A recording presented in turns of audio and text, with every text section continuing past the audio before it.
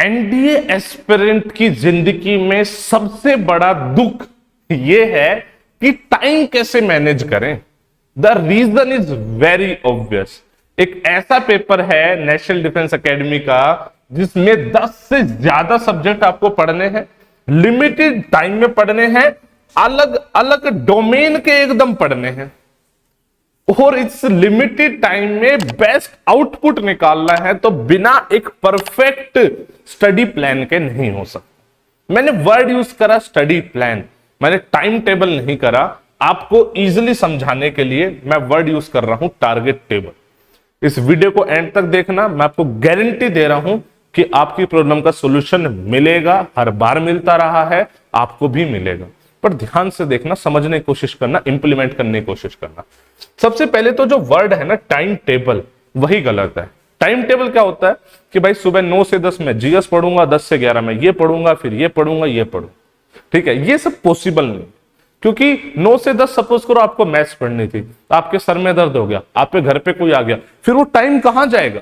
इसलिए time table follow कर पाना बहुत मुश्किल है। इसलिए मैंने बनाया है आपके लिए टारगेट टेबल। टारगेट टेबल भी हर बंदे के लिए अलग अलग होगी। सपोज करो कोई एलडब्ल्यूएस ऑफलाइन में पढ़ रहा है, तो उसका भाई एक पैच 5-6 घंटे का पैच उसको सीधा सीधा अपनी क्लासेस में चला जाता है, तो उसके बाद जो टाइम बचेगा उसके हिसाब से टारगेट टेबल बनेगी। कोई बच्चा मुझसे अनअकैडमी पढ़ रहा है अपने कोर्सेज में, तो भाई जो वहां पे क्लासेस का टाइम चला जाएगा, उसके बाद जो टाइम बचेगा वो कोई बच्चा सेल्फ स्टडी कर सकता है, कोई हमारे यूट्यूब से पढ़ सकता है, कोई कहीं और से पढ़ सकता है। सबकी टारगेट टेबल उसके हिसाब से कस्टमाइज होगी। टारगेट टेबल का मतलब क्या है? आप दिन के हिसाब से सब्जेक्ट्स डिवाइड करो। जैसे कि आप सुबह उठो और अपनी टारगेट टेबल, जो टारगेट टेबल आइडियली आपकी खुद की एक पर्सनल डायरी में होनी चाहिए।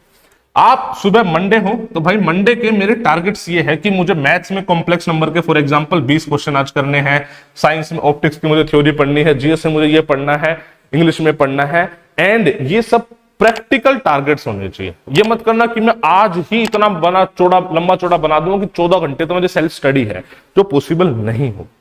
आपको उस हिसाब से ही बनाना है कि जो लगे कि हाँ प्रैक्टिकली फीजिबल है।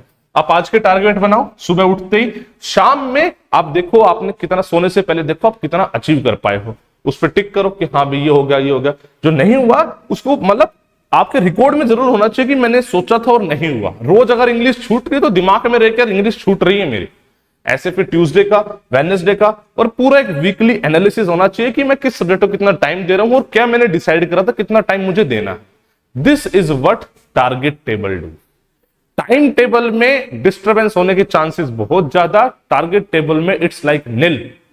आपको खुद के अकॉर्डिंग बस एडजस्ट करना है कि हाँ भाई आज मैं अगर सिलेबस जल्दी कंप्लीट कर लूंगा, मैं अपने टारगेट जल्दी कंप्लीट कर लूंगा, तो आज मैं 1 घंटा एक्स्ट्रा खेल लूंगा, या मैं अगर आज मैं नहीं कर पाया तो मैं 1 घंटा कम सोऊंगा। आप समझ रहे मेरी बात को? आपको इस तरीके से काम करना पड़ेगा।